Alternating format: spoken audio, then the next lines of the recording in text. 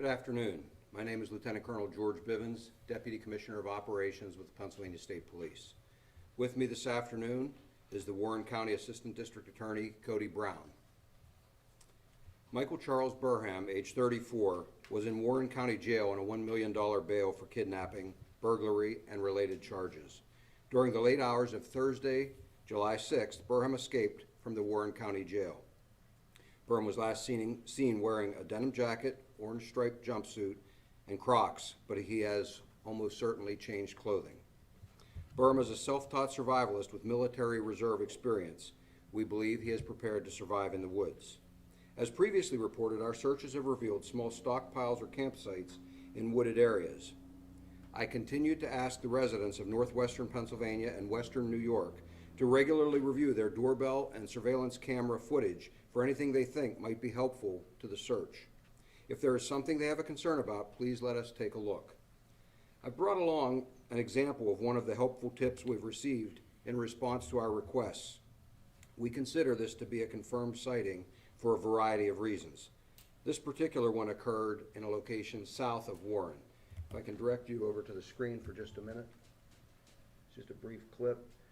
This is footage from a video doorbell, and what it's going to depict, since it will happen rather quickly when I started, is an individual we believe to be Burham walking past this residence at just after 5 a.m. headed toward the woods.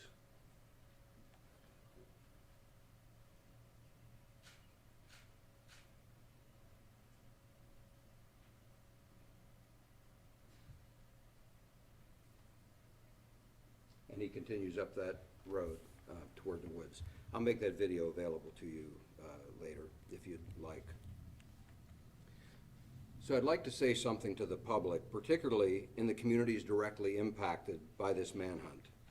We and I appreciate the unwavering support we have received, even as people are concerned about their children playing outside or families that just want to live their lives. Earlier today, I was provided with a large bag of handmade thank you cards from a group of preschool kids near here. They contained handprints and messages written by the children. We put them out on a table in the command post for our people to see as they come and go from the operations center. I don't think one person has passed by that table without stopping to read a few. I want those kids and their parents to know we will absolutely do everything in our power to make sure they are safe and this ends as quickly as possible. Investigators do remain convinced that Burham remains in this general area, but as always, we are aggressively following up on all leads. We continue to refer certain leads to several out-of-state law enforcement partners. Up to this moment in time, though, none of those has been substantiated to a point where we believe it was likely Burham. We continue to ask that people nationwide familiarize themselves with the picture of Michael Burham, and please contact us if you believe you may have seen him. I also renew my request that residents check the area around their homes to make sure vehicles, sheds, their homes, and anything that might be useful to Burham is secured as well as possible. He is no doubt becoming more desperate and will attempt to acquire the things he needs to survive. I reiterate that Burham is to be considered armed and dangerous, and we ask the public not to approach him. Anyone with information is asked to contact our command post at 717-265-9650. The public is reminded that a reward totaling up to $22,000 has been offered by the United States Marshals and Crime Stoppers for information leading to the apprehension of Michael Burham. This remains a very active investigation involving in excess of 200 state, federal, and local law enforcement officers. The Pennsylvania State Police and our partners are utilizing all appropriate resources, and we are committed to the safety of the residents in the Warren County area and beyond. At this time, we are not recommending cancellation of outdoor activities. We ask that if you encounter police activity in any particular area, that you simply keep your distance and allow law enforcement teams to do their jobs. Again, anyone with information or concerns is asked to contact our command post tip line at 717-265-9650. I'd be happy to take your questions. Lieutenant Colonel, what more can you tell us about the video? Can you tell us roughly when it was taken and approximately where? What day? I won't tell you what day. I will tell you that it's been just within the last couple of days, and it is in an area south of the city of Warren. I really don't want to get any more specific than that. In the event that Burham is somehow able to access media reports and things, I don't want him to know exactly where cameras are that we've received information from and could potentially receive more. And I don't want him to know, because again, with the exact date and location and everything, he might know where he traveled at that particular point. That video clip is relatively quick, but I'm sure you took a prolonged look at it. What are some of the other indicators that lead you guys to believe that's actually him? There are a variety of things that we looked at. I mean, we get a number of videos in, and I would tell you that in many cases, based on that analysis, we don't believe all of those are credible, or there's some question in our mind. Without going into a lot of detail, there are a lot of things that our people, they do a detailed analysis of the video. There are other things at the scene that they look for, and all of those factors together lead us to a conclusion in this case that we believe that this is likely Burham. Lieutenant Colonel, I spoke to Kayla Hotchkins' family, the person that he suspected of killing in May. He told me that the pictures you showed us yesterday were from when Burham was on the run for the first time. Is that true? The pictures of the bag? Yeah. We believe that at least one of the bags that we have is probably from when he was on the run the first time. However, we also believe that there may have been access back to those areas since then. So it's almost like someone, he knows that there's certain spots out there, and maybe that could be evidence that people are helping him in these check-in locations? I don't want to speculate on how we might know that someone is helping him, but yes, he knows that there are Lieutenant things Colonel, out there. rumblings about intensified searches around the Jamestown, New York area, up around that area today. Can you say anything about that, or are search efforts kind of concentrated in that area of western New York? There have been some tips received up that way, and as I said, we follow up on all of those. And so I know we get questions periodically about how can we be searching one area and simultaneously searching another if we believe he's still here. The fact that we continue to aggressively search the area that we believe he is most likely to be in does not take anything away from efforts to search where we get other investigative leads or tips, and that's what you see occurring up there. To confirm, does he have family up in that area of Jamestown, and could they be helping him? Are you looking at them, talking to them, keeping them under surveillance? He does have family up there, and I won't say anything beyond that. And Lieutenant Colonel, we did notice the tracking dogs coming in from New York and what have you, some of the units we're seeing over there. Are they integrated more so into your search now? And as I know you're not going to be able to give us any specificity of areas you're searching, but is it more related closer to the border with New York State, especially with their presence here? New York has been involved with us from the very beginning. From the time that we took over the lead in this investigation, New York State Police offered and we accepted assistance from them. They have been part of our task force. They have had a 24/7 presence here.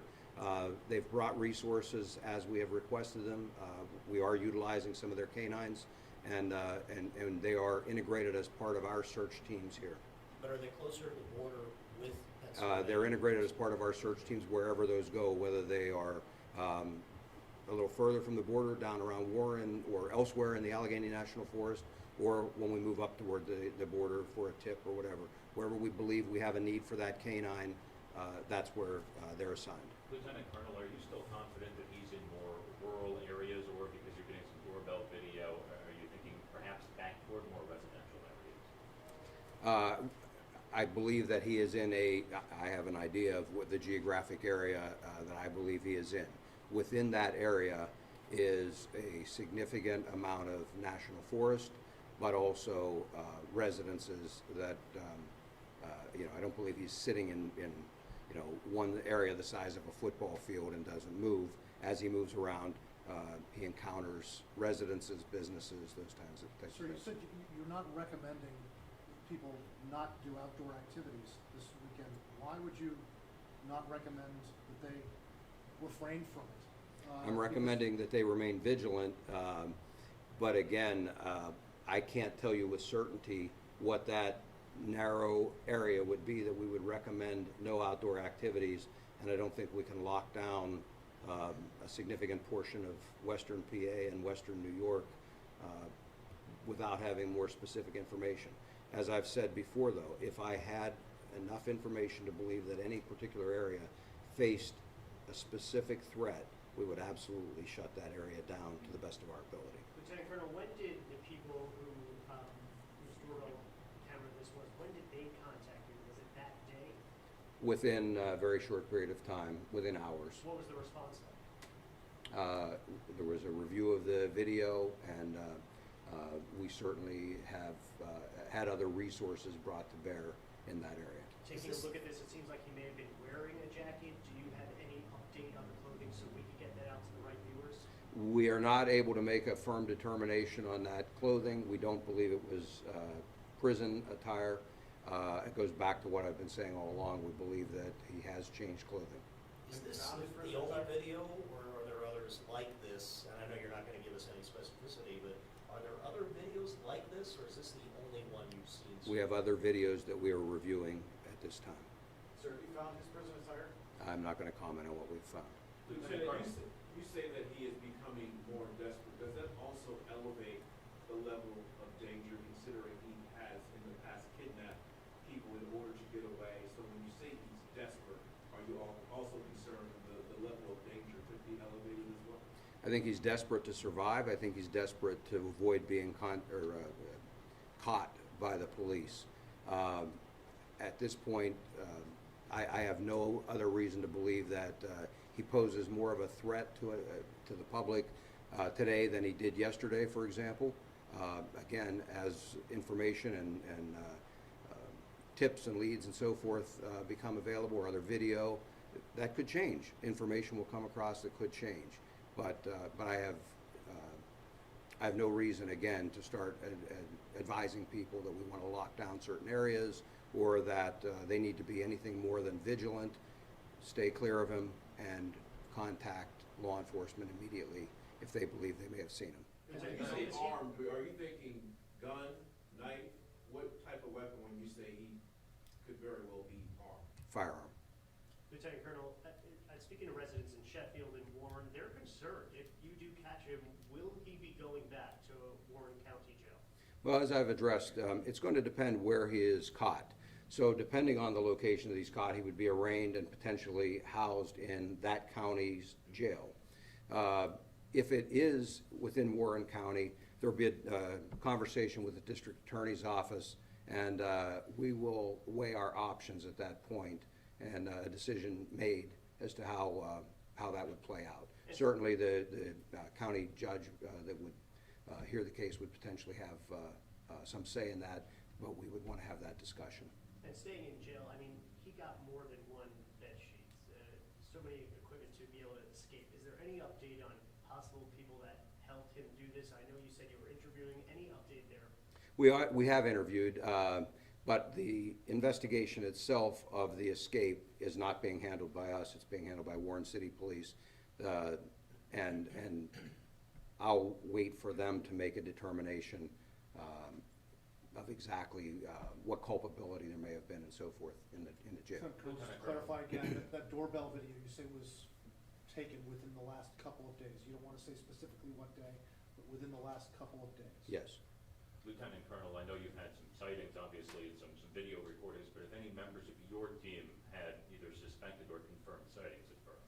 We have not had a confirmed sighting by a member of our team. Suspected sightings? We have had sightings that have warranted further investigation, but nothing that we have been able to substantiate at this point. Lieutenant Colonel, to Ron's point, we did see a number of state trooper cars on the New York-Pennsylvania border. I believe Lander is where we saw them. Are you able to tell us what brought you to that particular location? Any of those locations, again, they're driven by tips, they're driven by investigative leads. So depending on an interview that we conduct, it might generate us searching in a particular area. It may be that a resident calls and says, something suspicious occurred. I'm missing some items that should be here. I think I saw somebody run into the woods. Whatever it might be, that will potentially generate that kind of a response. Lieutenant Colonel, just a question on the bag again. So that was discovered when he was on the run the first time? No. That was showed yesterday, or that was? No, that was discovered during this investigation.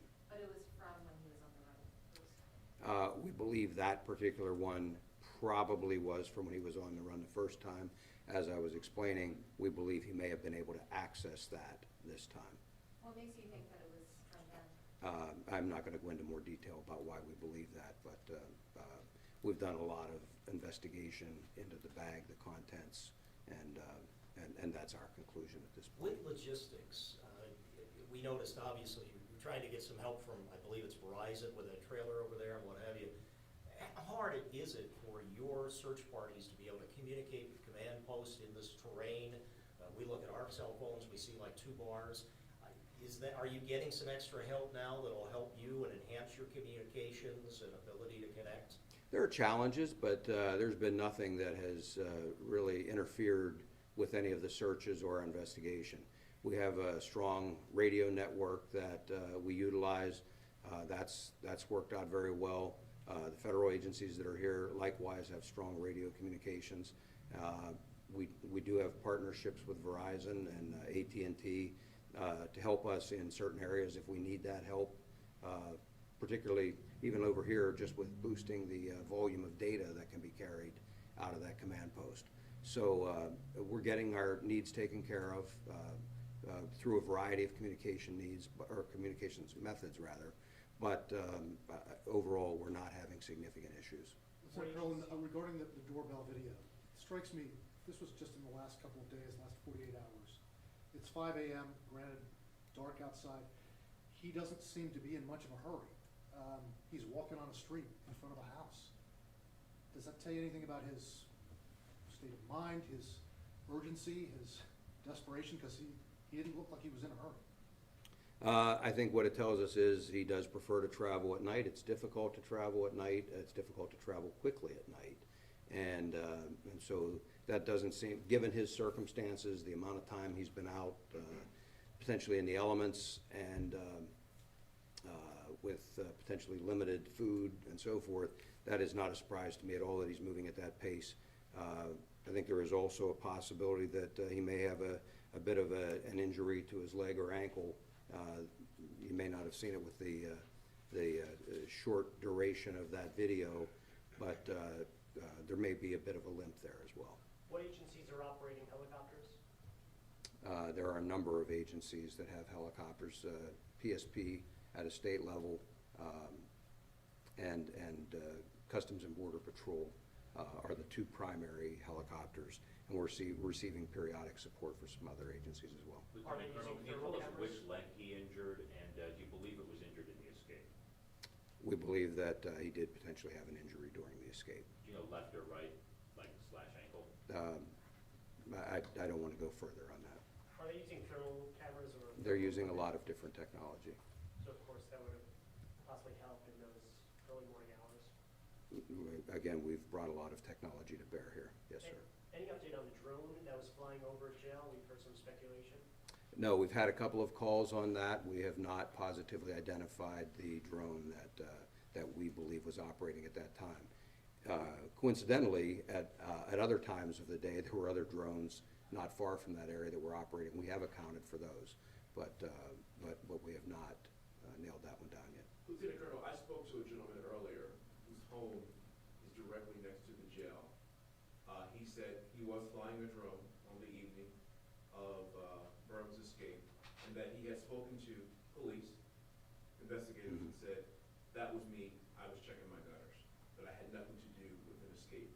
Is that true that you guys had a conversation with him, or someone from the team just to rule him out? Yes, we have spoken to him, and we have spoken to several others. As I said, there were multiple drones in that general vicinity over the course of the afternoon and that evening.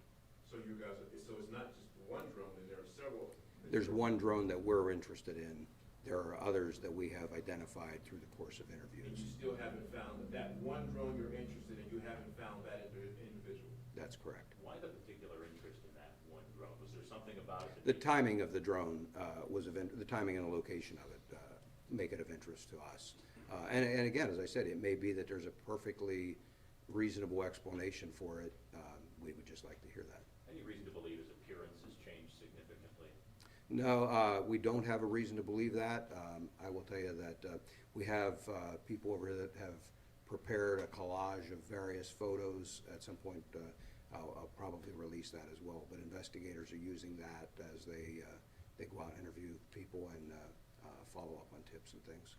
Given the location of the video and his previous run where he went down to South Carolina, do you have any reason to believe that he might head that general direction again? That's always a possibility, and that's why I think I mentioned to you yesterday when we investigated a report of a potential abduction and theft of a car, we were concerned that perhaps there was a repeat of that exact same behavior. Fortunately for that gentleman, that was not the case, but as I've said, we don't rule anything out. It's possible that he would try something like that again. I believe, and our investigators believe, that he is still in this general area, and that's where we're focusing our efforts. But sir, this has now gone on more than 7 days. The longer this goes on, is it getting more difficult, do you believe, to find this man, and is he maybe getting more and more of an advantage? No, actually, I think he gets a disadvantage the longer this goes on. You know, we have the ability to continue to bring in more resources as we see the need. He is trying to live in the woods, or even if he's gotten into some kind of a rough shelter, he is trying to live out there with very little or no support.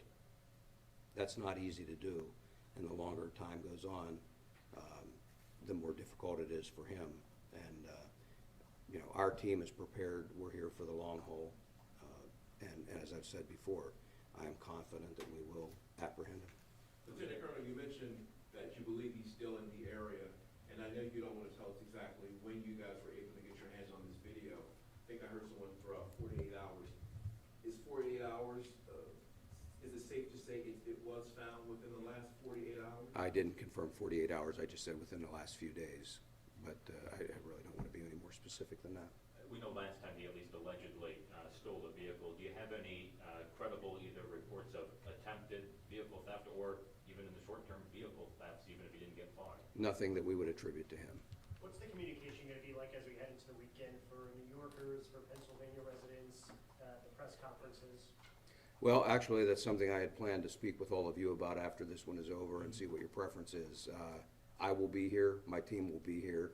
The search isn't stopping for the weekend. So we will be continuing to aggressively pursue all tips and leads. Whether we do a press conference or whether we simply make an announcement and do one if there's a significant development remains to be determined. Lieutenant, going back up to the family, Kayla Hodgkin, obviously they're very scared that he might make a return and do more harm to them as well. I know a lot of the families actually been moved out to another city across New York State. What's your message to Kayla's family as they continue to grow increasingly scared, and does that weigh on the minds of the searchers knowing there's a lot at stake here? The searchers know there's a lot at stake regardless of what's going on with that family. Certainly we have sympathy for them, as we have sympathy for the people who are experiencing this search in their own backyards and are concerned about letting their children out or about continuing on with family activities and so forth. We are actively working. I said the New York State Police has someone embedded here 24/7. So they have full access to the information. We are working with the local police up there as well to make sure that if there is any tip or piece of threat information that they need to be aware of that we generate, that they have that immediately and could take whatever steps necessary to protect the family. So we are doing everything we possibly can at this point to apprehend him as quickly as possible and bring this to an end, for that family's sake and for the community's sake here as well, and in the name of justice. To clarify the bag that you showed us yesterday, I just want to go back on that. If it was placed there during the first manhunt, are the survival tools that you found in there any reason to believe he planned to escape to then access it during this investigation, or was it just left there while it was on the run for the first time?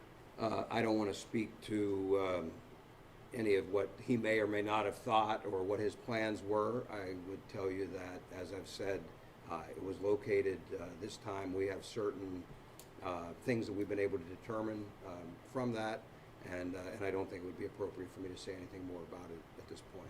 Can you say yes or no whether he's been believe he might have been in communication with any members of his family in Western New York? I wouldn't speculate on that, sir. Other than the limb, have you found any evidence? I'm sorry, there's something running. Other than the limb, have you found any other evidence that he's injured?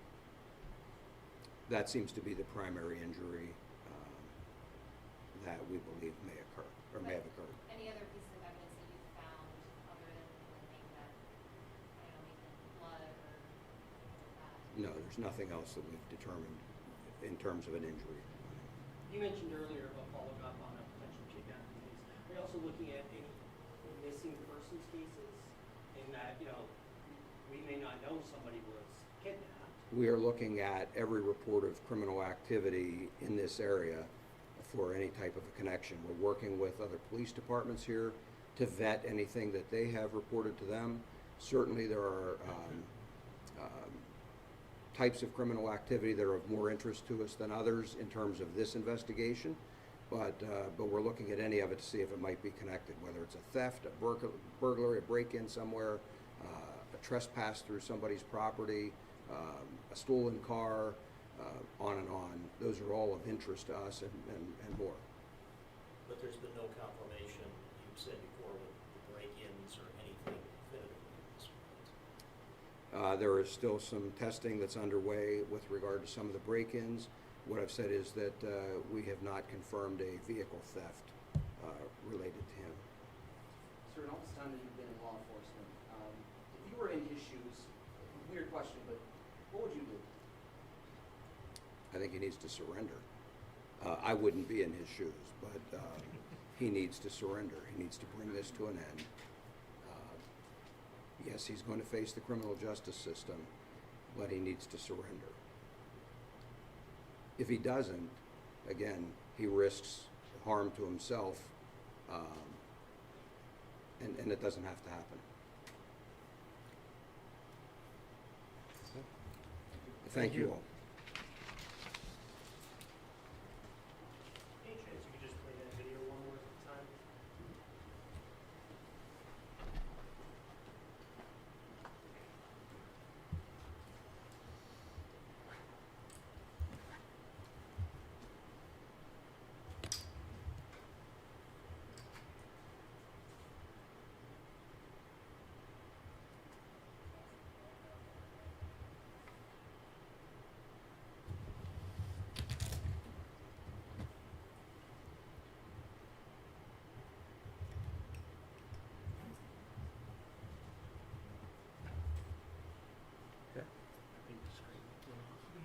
Oh.